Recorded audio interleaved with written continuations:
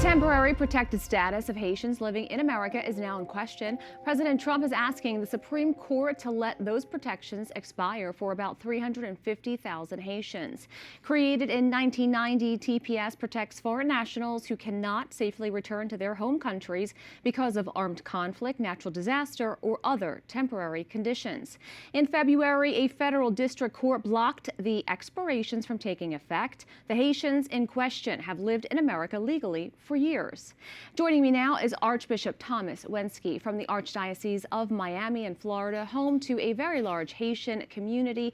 Your Excellency, thank you so much for joining us. If we could first begin, what is your reaction to this new announcement requesting the U.S. Supreme Court to allow the temporary status to end? Well, it's disappointing. I would hope that the court does not support the Trump initiative at this time, because this would create tremendous pain, both in Haiti, both for the Haitians affected by the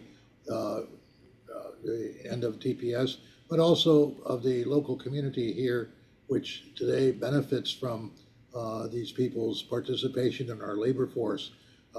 These people pay millions of dollars in taxes. They are working in jobs that would be hard to replace them at. For example, here, the Archdiocese of Miami has several nursing homes that we run, and I have about 100 employees that are on TPS that would lose their jobs, and if they lose their work permits, and would be forced to go back to a very tenuous situation in Haiti, to the violence that is affecting about a third of the country, especially the capital area, where gangs control many parts of the neighborhoods, which make schooling impossible, et cetera, et cetera. So this would be sending people into a burning building, and that's not a that's the exact opposite of what the TPS provisions, when passed by Congress in the 90s, was designed to prevent. Florida is also home to 1 million immigrant Cubans. President Trump has warned of a friendly takeover of Cuba. What are Cuban immigrants saying about this as they speak with family and friends back in Cuba who are effectively living under the communist state? Well, at this point, Cubans in Miami are very hopeful that there will be some type of a regime change. And I would say Cubans in Cuba are also very hopeful.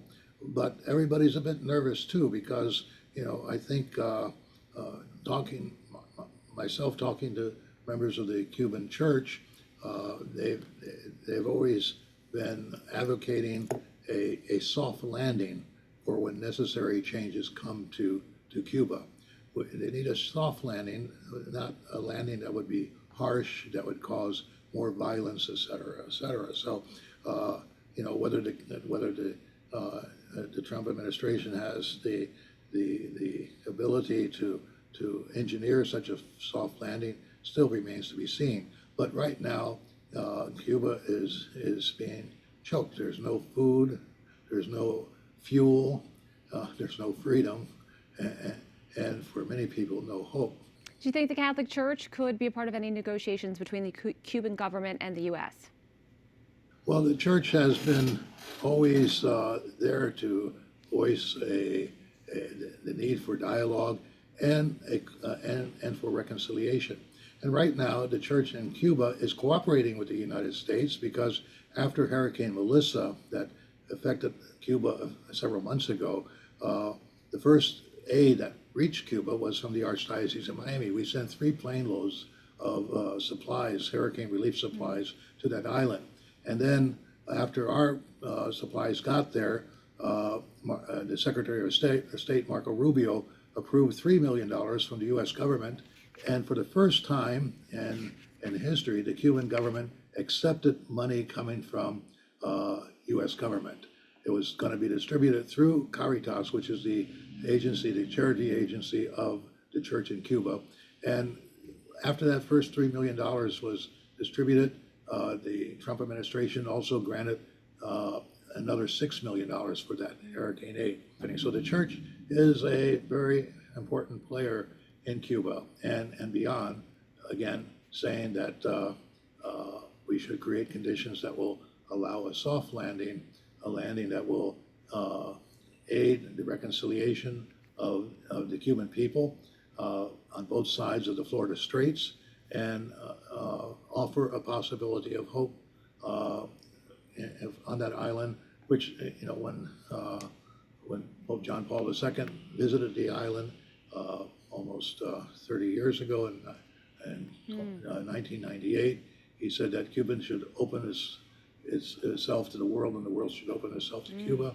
And Pope Benedict, when he visited there, he said that Cuba is a home for all Cubans, and so therefore, it should be a place of hospitality for all Cubans, both outside the island and inside the island. And for that to happen, a lot of changes have to come about. Archbishop Thomas Wenski, thank you so much. Thank you.